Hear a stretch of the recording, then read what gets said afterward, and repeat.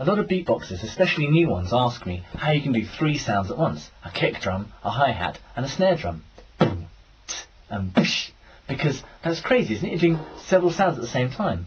But you're not. What you're doing is you're doing a kick and a snare drum, and whenever there isn't a kick and a snare drum, you're filling it in with a hi-hat. A bit like this.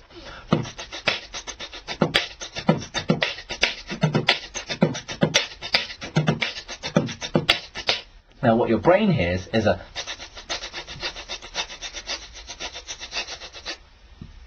with a kick and a snare drum over the top.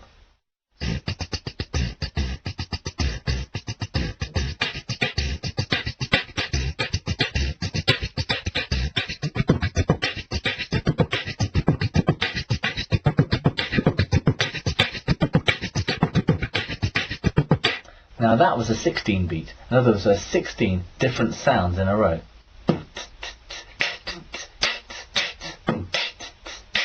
16 different sounds. Doesn't matter what rhythm you do, as long as there are 16 sounds repeated. Now, like I said, you're keeping the hi-hat going in between the other sounds. You're not making a kick and a hi-hat at the same time.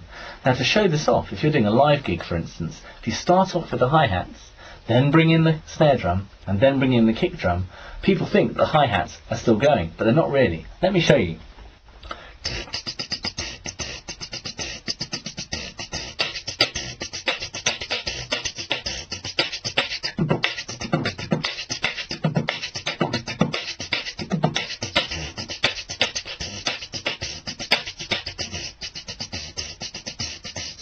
I wasn't doing more than one sound at once there, but if you're new to beatboxing, that's what it sounds like. You're doing more than one sound at the same time, but it's just an auditory illusion.